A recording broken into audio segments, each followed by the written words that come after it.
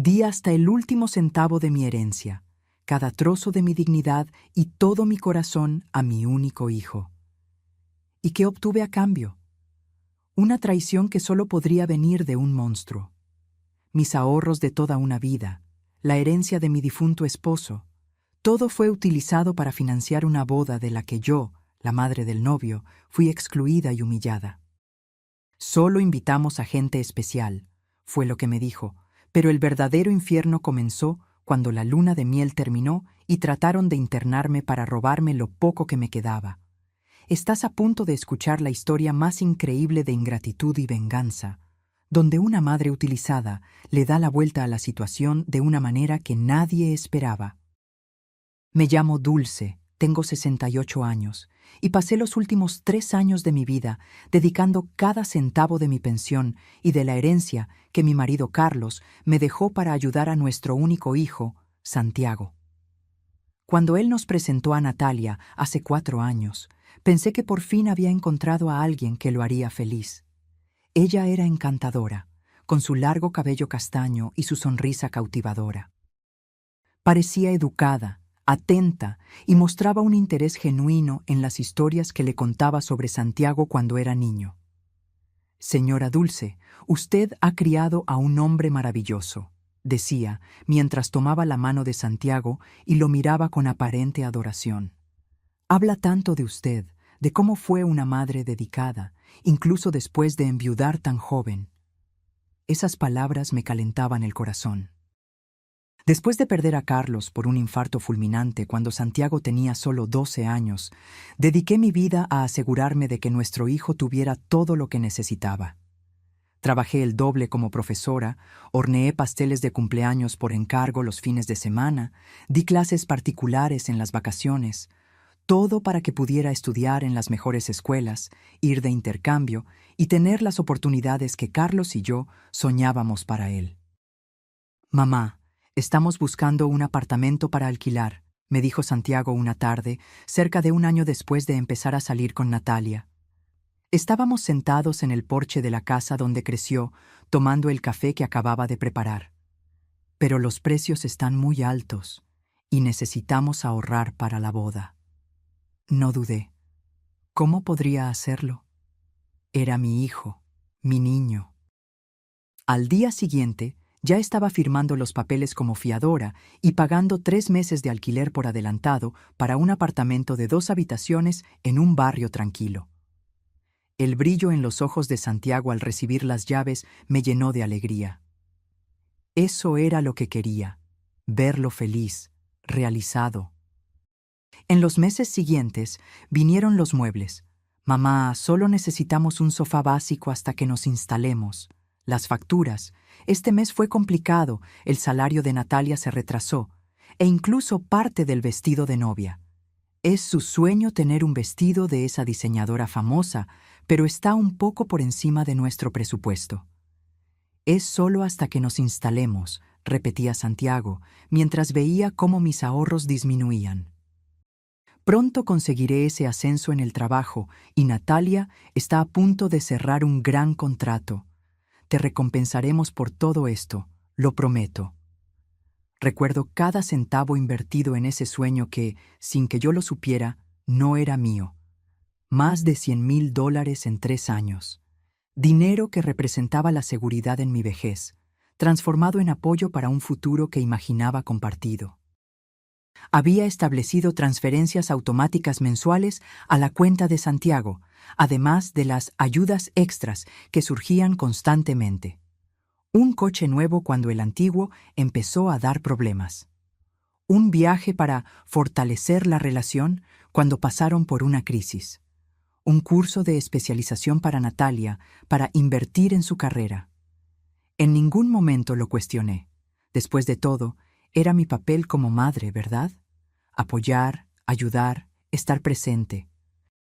Y yo estaba tan feliz de que Santiago hubiera encontrado a alguien, de que estuviera construyendo su propia familia. Después de años a solas, él y yo, parecía que por fin nuestra pequeña familia estaba creciendo. Ese viernes de octubre me desperté emocionada. Después de tanta inversión emocional y financiera, por fin llegaría el gran día de la boda. Santiago había mencionado que sería ese fin de semana, aunque los detalles eran sorprendentemente vagos. «Estamos resolviendo los últimos detalles», decía siempre que le preguntaba sobre horarios, lugar o si podía ayudar con algo. Pasé la mañana eligiendo qué ponerme, hasta que me decidí por el vestido azul petróleo que Carlos siempre decía que resaltaba mis ojos. Era un vestido que guardaba para ocasiones especiales. ¿Y qué ocasión podría ser más especial que la boda de mi único hijo? Quería lucir bien para las fotos, para el momento en que Santiago se convertiría oficialmente en un hombre casado. Cuando el reloj marcó las 10 de la mañana, tomé el teléfono para confirmar la hora de la ceremonia. Marqué su número, sintiendo que mi corazón latía acelerado por la emoción. «Hola, mamá». Su voz sonó extraña, distante, como si estuviera hablando desde otro país. «Cariño, llamo para saber la hora de la boda. Necesito organizarme, saber a qué hora debo estar lista». Un silencio pesado invadió la línea durante unos segundos que parecieron eternos. De fondo, pude escuchar voces animadas, música baja, como si estuviera ocurriendo una celebración. «Mamá, ya nos casamos ayer». Mi mundo se congeló. Las palabras entraron como agujas en mis oídos, y por un momento pensé que había entendido mal. «¿Cómo que? Pero, no entiendo, dijiste que sería este fin de semana». «Fue algo pequeño, íntimo. Invitamos solo a gente especial, los padres de Natalia, sus hermanos, algunos amigos cercanos». Gente especial. Esas dos palabras se clavaron en mi pecho como un cuchillo. Yo, que lo había dado todo, no era lo suficientemente especial como para estar presente en la boda de mi propio hijo. Yo, que había financiado esa misma boda, que había pagado parte del vestido que Natalia usó, que había sostenido el techo bajo el que vivían en los últimos 3 años. «Ah, ya veo». Fue todo lo que pude decir, mientras sentía que mi voz temblaba y las lágrimas comenzaban a formarse. «Bueno, felicidades entonces. Gracias, mamá. Mira, tengo que colgar ahora. Vamos para el aeropuerto. Natalia consiguió un ascenso para un viaje de luna de miel a Cancún. Hablamos cuando volvamos». Colgué el teléfono y me senté en la butaca de la sala, esa que aún guardaba la marca del cuerpo de Carlos. El vestido azul petróleo colgado en la puerta del armario ahora parecía burlarse de mí. ¿A quién quería impresionar? Yo no era importante, no era especial. Con las manos temblorosas, abrí Instagram. No solía usar mucho las redes sociales, pero sabía que Natalia publicaba todo allí. Y así fue como la puñalada se hizo aún más profunda. Allí estaban las fotos de la boda íntima. Los padres de Natalia sonriendo, sus hermanos, algunos amigos de la pareja que había conocido en cenas en mi casa, todos reunidos en un restaurante elegante, brindando por la feliz pareja. Todos ellos eran especiales. Yo no. Mientras deslizaba por las fotos, noté un detalle que lo hizo todo aún más doloroso. En una de las imágenes, Natalia lucía orgullosa un collar de perlas que reconocí de inmediato. Era el collar que Carlos me había regalado en nuestro 10º aniversario de bodas, y que yo le había prestado a Natalia meses atrás cuando mencionó que necesitaba una joya elegante para un evento del trabajo. «Te lo devuelvo la semana que viene, lo prometo», había dicho. Nunca más volvió a mencionarlo, y yo, para no parecer tacaña, no se lo cobré. Ahora estaba allí, adornando su cuello el día de su boda, una boda a la que no fui invitada. En ese momento, algo dentro de mí se rompió. No fue solo el corazón de madre herido por el rechazo, fue la percepción de que, durante todo este tiempo, yo no era más que un banco, una fuente de recursos. No era vista como alguien que mereciera respeto, consideración o gratitud. Era solo la señora mayor con dinero suficiente para financiar el estilo de vida que ellos deseaban. Las lágrimas finalmente cayeron, pero no eran solo de tristeza. Había algo más naciendo dentro de mí, una mezcla de rabia e indignación que nunca había sentido antes. Entre sollozos, comencé a hacer las cuentas mentalmente. 3 años de alquiler, alrededor de 1.500 al mes. 45.000 solo en eso. Muebles nuevos para la sala y el dormitorio, casi 10.000. El coche, 20.000. Facturas de luz, agua, internet. La ayuda para el vestido de novia. Viajes que pagué para que conocieran lugares juntos. $100.000, tal vez más. Dinero de mi pensión y de la herencia que Carlos dejó para asegurar mi comodidad en la vejez. Todo entregado de buena gana, con amor y esperanza de que estuviera construyendo lazos, fortaleciendo nuestra familia. Y al final, ni siquiera una invitación a la boda merecí. Gente especial. La frase resonaba en mi cabeza mientras miraba la foto de mi difunto marido en la mesita de al lado. ¿Qué diría Carlos si supiera que nuestro hijo me excluyó de esa manera? Que me usó como un cajero automático y luego me desechó cuando llegó el momento que debería haber sido de unión familiar. Fue entonces cuando sentí que algo nuevo surgía dentro de mí. Un sentimiento que nunca había experimentado con tanta fuerza. La dignidad herida transformándose en determinación. Me levanté de la butaca, me sequé las lágrimas y caminé hacia el despacho. Encendí el ordenador y accedí a mi cuenta bancaria. En los últimos 3 años había configurado transferencias automáticas a la cuenta de Santiago. Cada día 5, $2.000 salían de mi cuenta a la suya, sin preguntar, sin pedir explicaciones. Con unos pocos clics cancelé todas las transferencias futuras.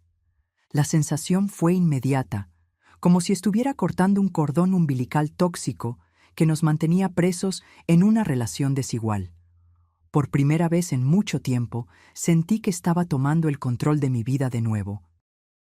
Si no era lo suficientemente especial para estar en la boda, tampoco sería lo suficientemente especial para seguir financiando sus vidas. Esa noche no pude dormir. Daba vueltas en la cama pensando en todo lo que había sucedido, en la magnitud de la traición que había sufrido. No era solo una cuestión de dinero, era sobre respeto, gratitud, consideración. Valores que siempre pensé haberle enseñado a mi hijo, pero que claramente no habían echado raíces. Cuando el sol salió, yo ya estaba de pie. Había una claridad en mi mente que no sentía desde hacía años. Era hora de reconstruir mi vida, de proteger lo que era mío, de valorarme a mí misma de la manera en que nadie más parecía valorarme. Pasó una semana sin ningún contacto. Imaginé que Santiago y Natalia estaban de luna de miel, probablemente pagada con mi dinero. Parte de mí esperaba una disculpa, una explicación, cualquier cosa que pudiera aliviar el dolor de la exclusión. Pero el teléfono permaneció en silencio. Aproveché ese tiempo para empezar pequeños cambios. Organicé mis documentos financieros, descubriendo, para mi sorpresa, que Santiago tenía acceso a mucho más de lo que yo imaginaba. Un poder notarial antiguo, que firmé cuando él se fue a estudiar al extranjero, todavía estaba válido y le daba poderes sobre varias cuentas e inversiones. Inmediatamente agendé una visita al banco para revocarlo todo. El gerente me miró con una mezcla de preocupación y comprensión cuando le expliqué la situación. «Señora Dulce, veo muchos casos como el suyo», comentó discretamente. «Lamentablemente, la explotación financiera dentro de la familia es más común de lo que imaginamos. Vamos a proteger sus recursos ahora mismo. Hasta el día 6 del mes siguiente, cuando Santiago seguramente esperaba recibir la transferencia mensual». El timbre sonó insistentemente esa mañana de martes. Cuando abrí la puerta, allí estaban ellos, Santiago, Natalia y un hombre de traje que no reconocí. Mi hijo tenía el rostro tenso, nada parecido a la expresión relajada de un recién casado. Natalia mantenía la sonrisa de siempre, pero había una frialdad calculadora en sus ojos que me pregunté cómo no había notado antes. «Mamá, necesitamos hablar», dijo, entrando sin esperar una invitación. Sentados en la sala, Santiago fue directo al grano, sin siquiera preguntar cómo estaba o ofrecer ningún detalle sobre la luna de miel. El dinero no se ha ingresado en la cuenta este mes. ¿Hubo algún problema? Lo miré, buscando en su rostro cualquier rasgo del niño que crié. No encontré nada familiar allí, solo un hombre adulto que parecía ver a su propia madre como una fuente de ingresos, no como un ser humano con sentimientos. No hubo ningún problema, respondí con calma. Yo cancelé la transferencia. El silencio que siguió fue denso, cargado de tensión. Natalia fue la primera en reaccionar. Su bonito rostro se contorsionó en una expresión de indignación que no coincidía con la dulce imagen que siempre intentó proyectar. Señora Dulce, creo que usted no entiende. Tenemos facturas que pagar, compromisos. El alquiler vence mañana. Volvimos del viaje contando con ese dinero. Y yo tengo mi vida para vivir, respondí, sorprendiéndome a mí misma con la firmeza en mi voz. Si no soy lo suficientemente especial para estar en la boda de ustedes, tampoco soy lo suficientemente especial para seguir financiando sus vidas. Santiago se puso pálido. Me di cuenta de que no esperaba que yo tuviera el coraje de confrontarlos. Quizás pensó que yo aceptaría cualquier trato, con tal de poder mantener algún tipo de relación con él, mi único hijo. Este es el doctor Méndez, dijo, señalando al hombre de traje. Él es abogado y está aquí para ayudarnos a resolver esta situación. El tal abogado abrió su maletín y sacó algunos papeles. Noté que evitaba mirarme directamente a los ojos, como si hubiera algo vergonzoso en lo que estaba a punto de proponer. Señora Dulce, su hijo está preocupado por su capacidad para gestionar sus propios recursos. Estos cambios súbitos de comportamiento, cortar el apoyo financiero sin previo aviso, pueden ser señales de problemas cognitivos iniciales. Tenemos aquí un poder notarial que le daría tranquilidad, permitiendo que Santiago se encargue de sus finanzas. En ese momento lo entendí todo. No era solo una cuestión de dinero cortado, era un intento de tomar el control total de mi patrimonio. Querían declararme incapaz para tener acceso legal a todo lo que construí durante mi vida. La audacia era tan grande que sentí una oleada de náuseas. «Fuera», dije, levantándome. «Todos ustedes, fuera de mi casa ahora». «Mamá, no estás bien», intentó argumentar Santiago, asumiendo un tono preocupado que sonaba completamente falso. «Estás volviéndote paranoica, imaginando cosas. Solo queremos protegerte». «¿Qué estoy imaginando? ¿Que se casaron sin invitarme? ¿Que gastaron mi dinero durante años y ahora, cuando corto el grifo, aparecen con un abogado para declararme loca? No estoy imaginando nada. Estoy viendo todo muy claramente por primera vez». Natalia intentó otro enfoque, más suave. Se levantó y trató de tomar mis manos, que prontamente aparté. «Señora Dulce, nos preocupamos por usted. Solo queremos ayudar. El estrés puede afectar la memoria, confundir los pensamientos. Debe haber olvidado que acordamos una boda pequeña. Lo mencionamos varias veces». La mentira era tan descarada que casi me río. Nunca, en ningún momento, habían mencionado que yo no sería invitada a la boda. Al contrario, siempre hablaban sobre cuando llegue el gran día, insinuando mi presencia como algo obvio. Si quisieran ayudar, me habrían tratado con el mínimo de respeto. Ahora, salgan de mi casa antes de que llame a la policía. El abogado pareció evaluar la situación y se dio cuenta de que no conseguiría lo que quería en ese momento. Cerró su maletín e hizo un gesto a Santiago y Natalia. «Vamos a darle tiempo para que reflexione», dijo, con un tono falsamente conciliador. «Estas situaciones familiares son siempre delicadas». Reacios se fueron, no sin antes el abogado dejar su tarjeta sobre la mesa. «Piénselo», dijo. Tiré la tarjeta a la basura tan pronto como la puerta se cerró. Temblorosa, me senté de nuevo. La confrontación me había agotado, pero también había encendido algo en mí. Necesitaba protegerme. Y rápido. Al día siguiente, busqué a mi propio abogado. Juan era un hombre de unos 50 años, con ojos amables y una determinación que me dio confianza inmediata. Su oficina era simple pero organizada, reflejando a un profesional serio y sin pretensiones. Señora Dulce, lo que su hijo y nuera están intentando hacer es gravísimo, me explicó después de escuchar toda la historia. Tenemos que actuar para protegerla legalmente. Primero, vamos a documentar todo lo que ha sucedido hasta ahora. Luego, necesitamos asegurarnos de que no tengan ningún acceso a sus finanzas o propiedades. Y así comenzó mi camino de autodefensa. Cambié todas las cerraduras de la casa. Instalé cámaras de seguridad. Abrí una nueva cuenta bancaria en otro banco, a donde transferí la mayor parte de mis recursos. Cambié todas las contraseñas y revoqué cualquier poder notarial antiguo que pudiera darle a Santiago acceso a mis finanzas. Al mismo tiempo, comencé a cuidarme de una manera que no lo había hecho en años. Fui a la peluquería, me corté el pelo, me hice las uñas. Compré ropa nueva, más moderna y que me hacía sentir bien. Pequeños gestos que simbolizaban mi recuperación del control sobre mi propia vida. Mi vecina Renata notó el cambio.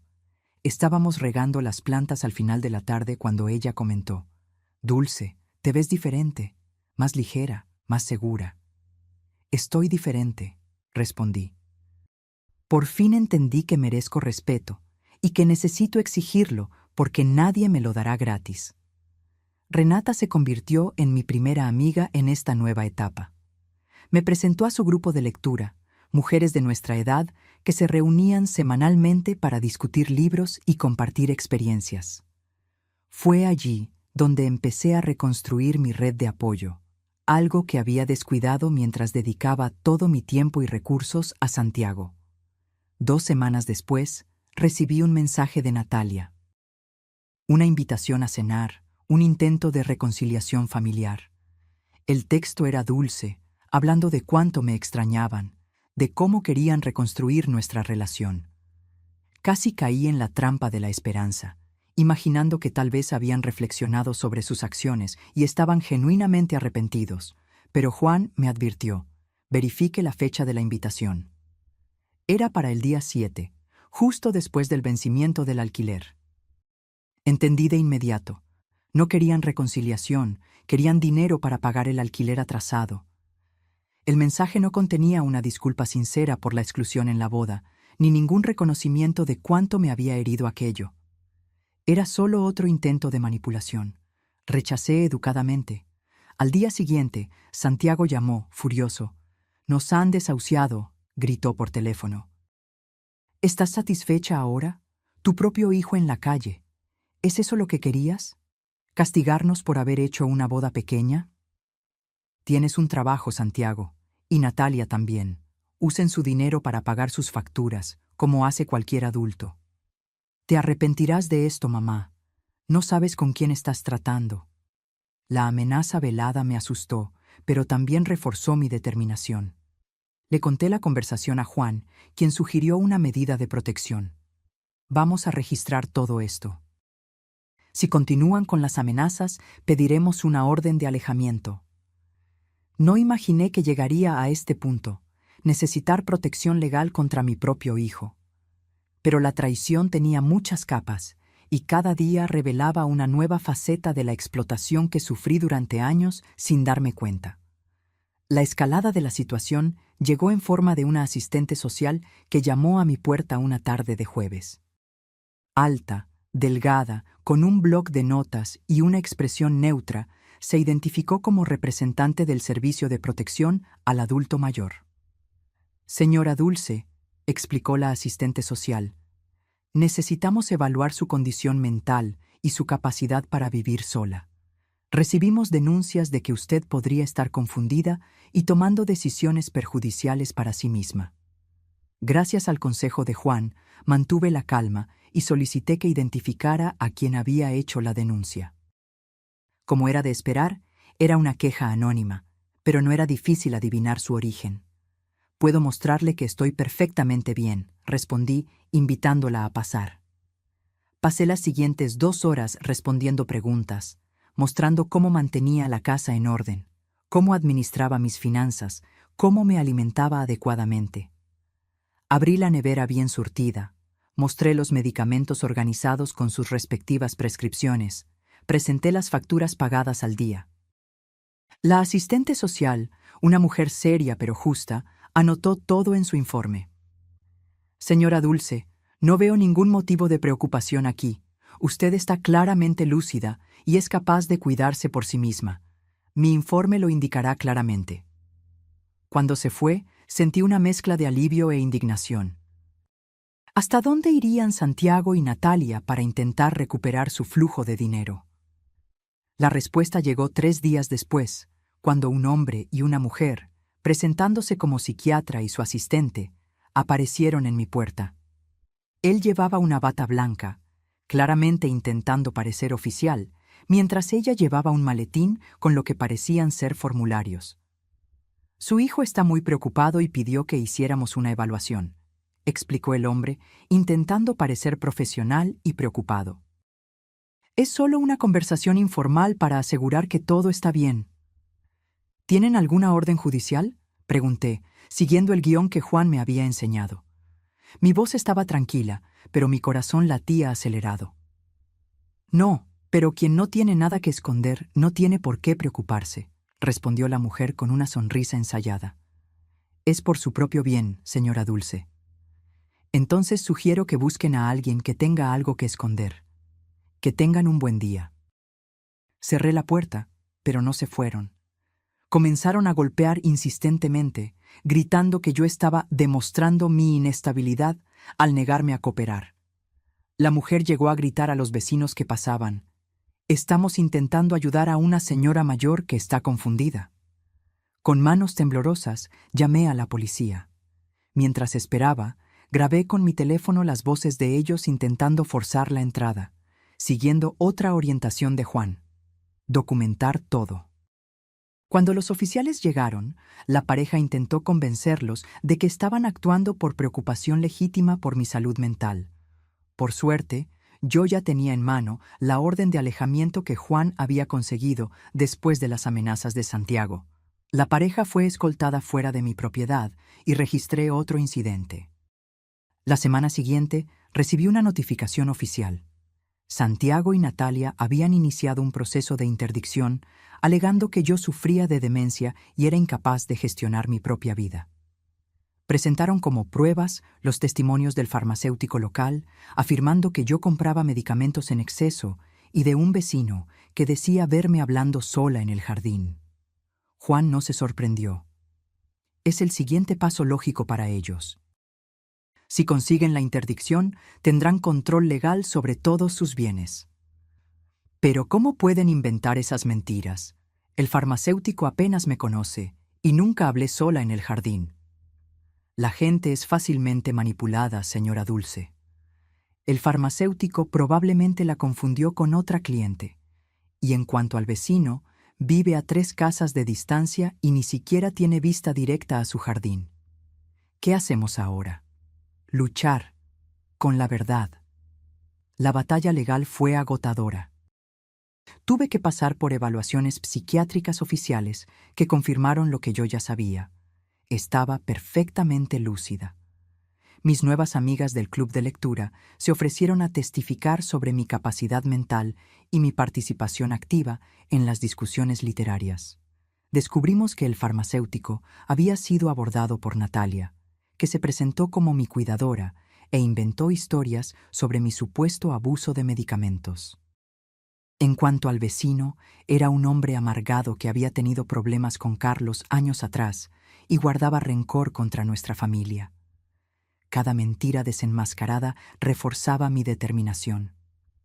Ya no era solo sobre proteger mi dinero, era sobre preservar mi dignidad, mi autonomía, mi propia identidad que intentaban borrar con acusaciones falsas de incapacidad.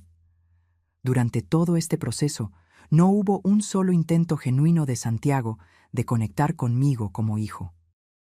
No hubo una disculpa sincera por la exclusión de la boda, ni ningún reconocimiento de los años de apoyo financiero que le di.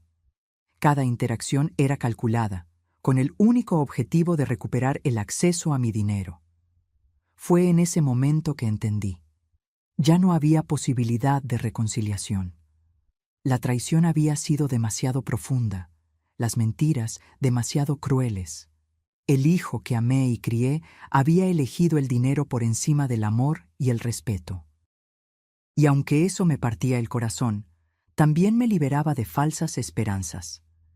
El día del juicio llegó con un cielo nublado que reflejaba la gravedad del momento. Entré en el tribunal con la cabeza alta, vistiendo un conjunto discreto pero elegante que había comprado especialmente para la ocasión.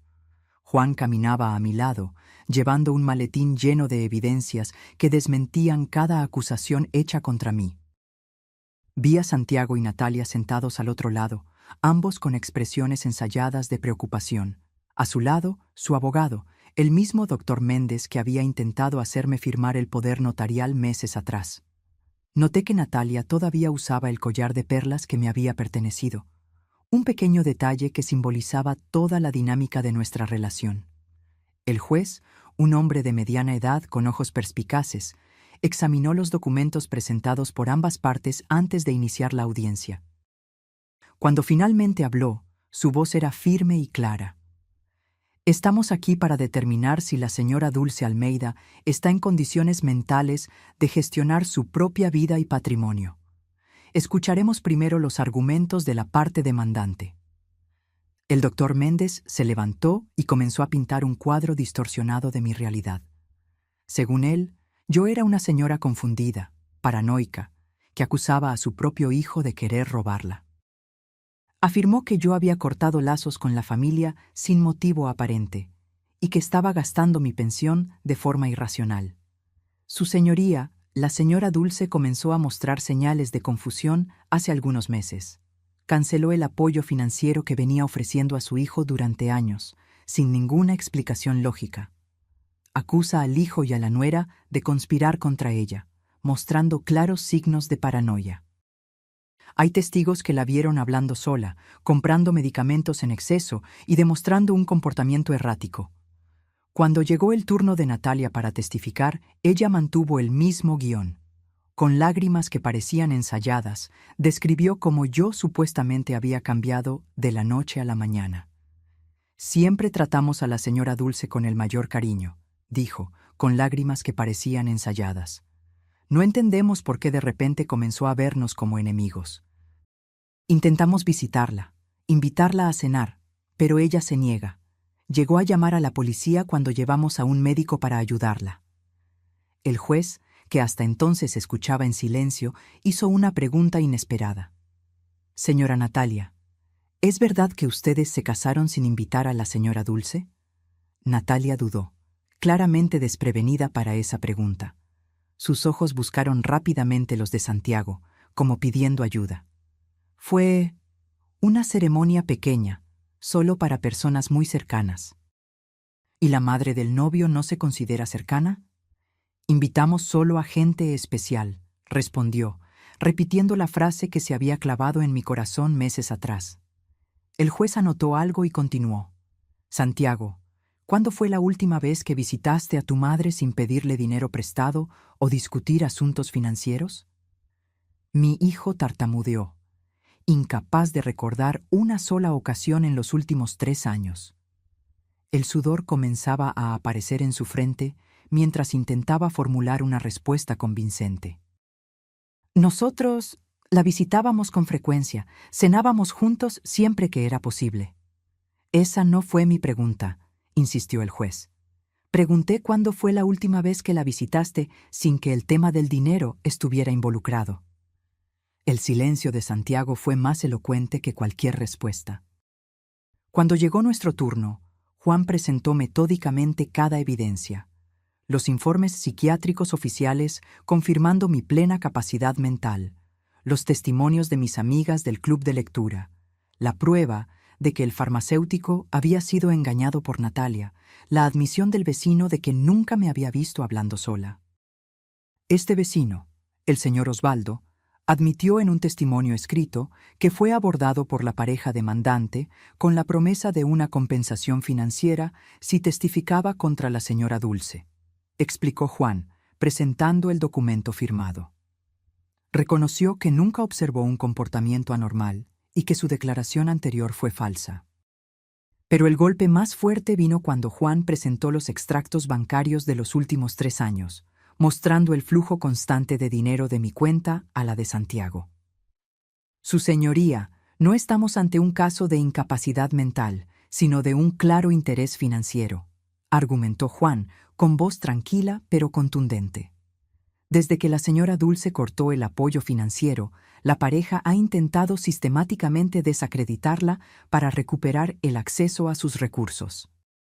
Primero con intimidación directa, luego con falsas denuncias a los servicios sociales, y ahora con este proceso de interdicción. Juan luego presentó las grabaciones que yo había hecho durante el incidente con el falso psiquiatra. Este hombre, que se presentó como médico en la residencia de la señora Dulce, no tiene registro en el Colegio Regional de Médicos. Es, de hecho, un actor contratado. La grabación muestra claramente el intento de intimidación e invasión de domicilio. El juez vio las grabaciones con una expresión grave. Me di cuenta por primera vez de que estábamos realmente ganando esa batalla. Además, continuó Juan, me gustaría llamar la atención sobre este detalle. Señaló el collar que Natalia llevaba. Este collar de perlas pertenece a la señora Dulce. Fue un regalo de su difunto esposo. Fue prestado a la señora Natalia hace 6 meses y nunca fue devuelto, a pesar de las promesas. Es solo un ejemplo del patrón de comportamiento de la pareja demandante en relación a los bienes de mi cliente. Natalia instintivamente tocó el collar.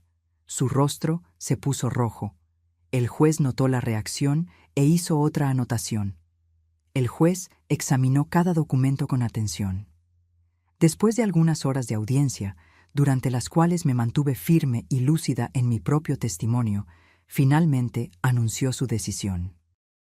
Basado en las evidencias presentadas, queda claro que la señora Dulce Almeida está en pleno goce de sus facultades mentales y es perfectamente capaz de gestionar su vida y su patrimonio. Este tribunal entiende que las acusaciones contra ella fueron motivadas por intereses financieros, no por una genuina preocupación por su bienestar. Hizo una pausa, mirando directamente a Santiago y Natalia antes de continuar. Aún más grave, las evidencias sugieren un intento de fraude procesal y un posible delito de falso testimonio. Determino que el Ministerio Público investigue estas conductas. La solicitud de interdicción es denegada. Caso cerrado. Salí del tribunal con una sensación de inmenso alivio, pero también con el peso de la finalidad. Esa decisión no representaba solo mi victoria legal, era el cierre definitivo de un capítulo de mi vida. El capítulo en el que yo era solo la madre proveedora, el cajero automático, la persona no lo suficientemente especial para estar presente en los momentos importantes.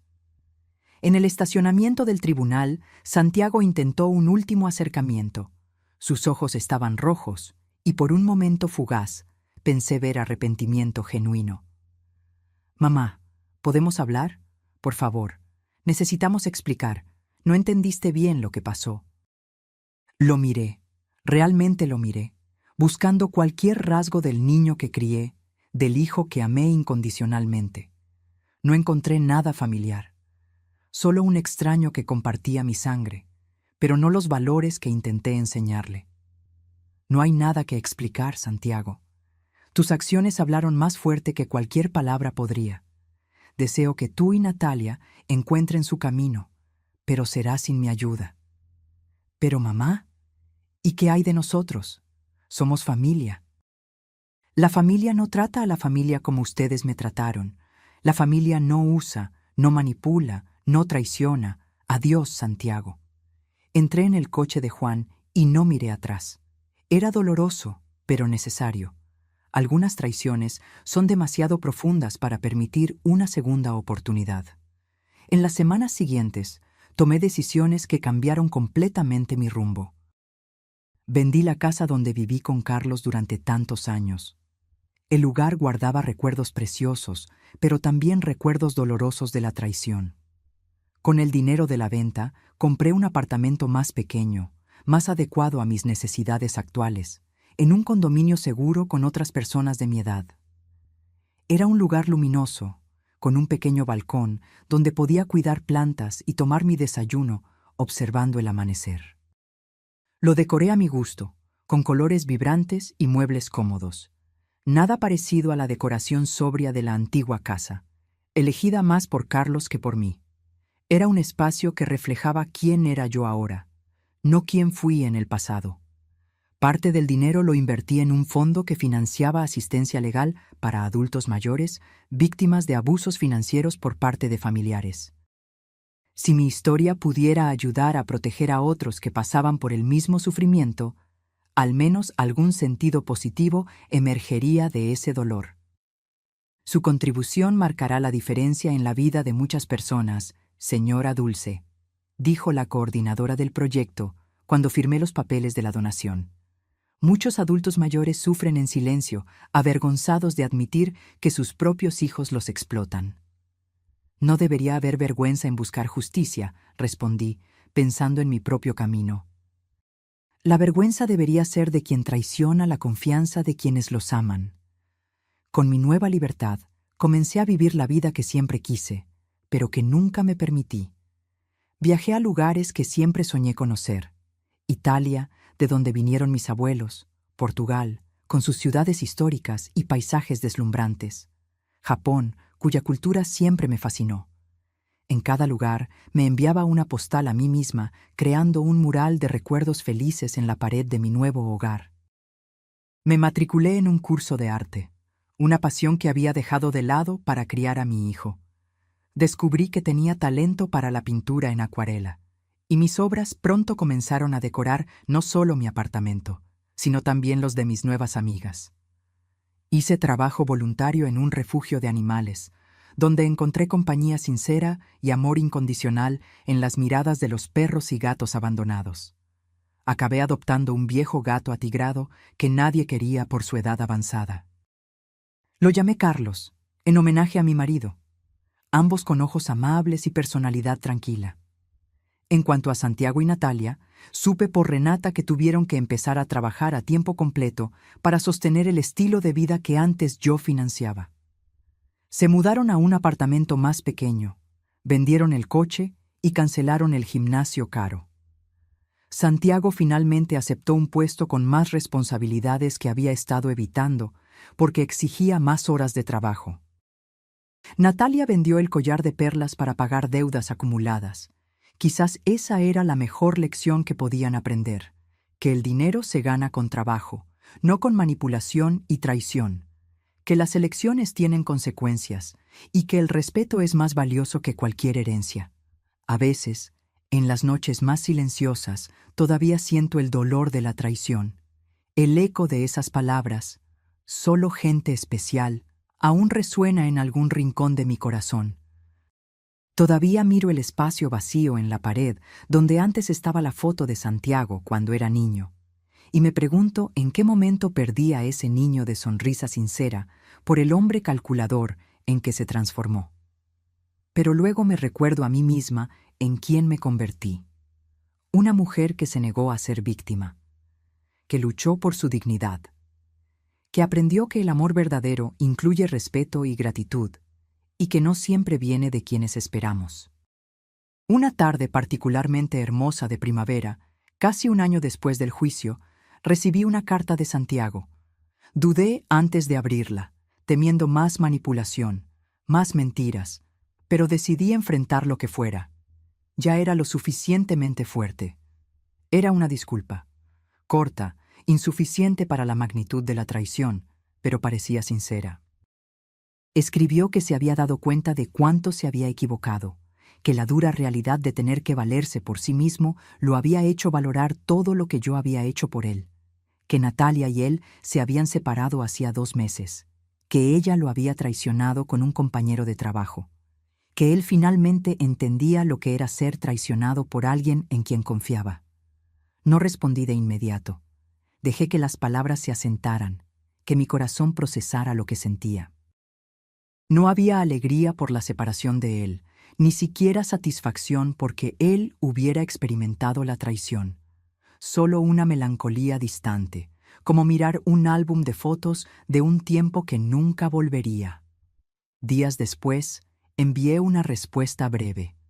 No ofrecí dinero, ni prometí una reconciliación inmediata.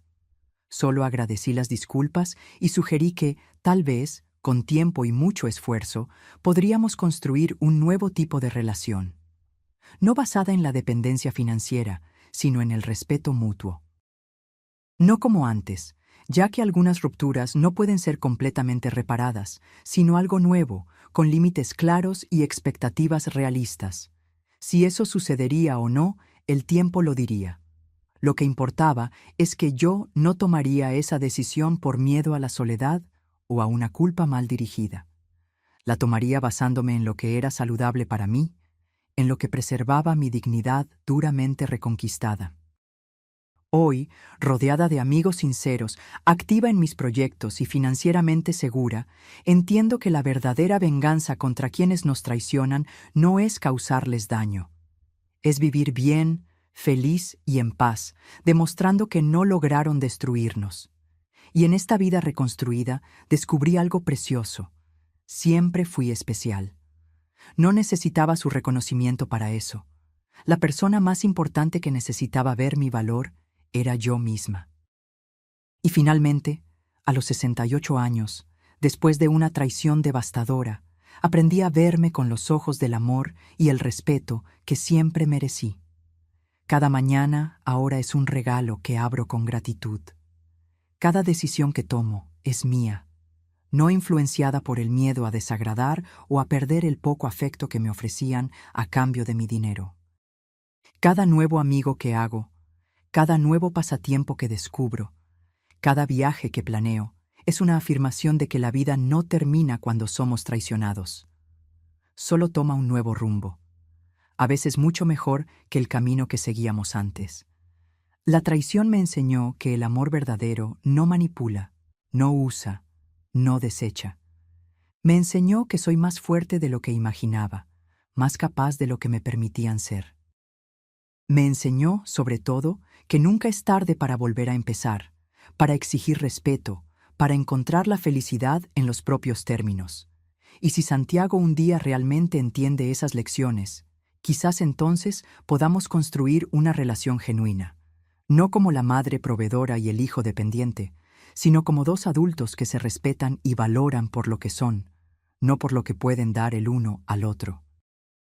Hasta entonces, sigo mi camino con la cabeza alta, el corazón abierto a nuevas experiencias y personas auténticas, y la certeza de que, al final, la mayor victoria sobre la traición es vivir con dignidad y alegría a pesar de ella.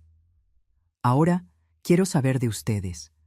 ¿Qué harían si estuvieran en mi lugar? ¿Qué piensan sobre la actitud de mi hijo y mi nuera? Dejen su opinión aquí en los comentarios. Y si les gustó esta historia de venganza y superación, no olviden darle me gusta y suscribirse al canal para no perderse los próximos videos. Un abrazo y hasta la próxima.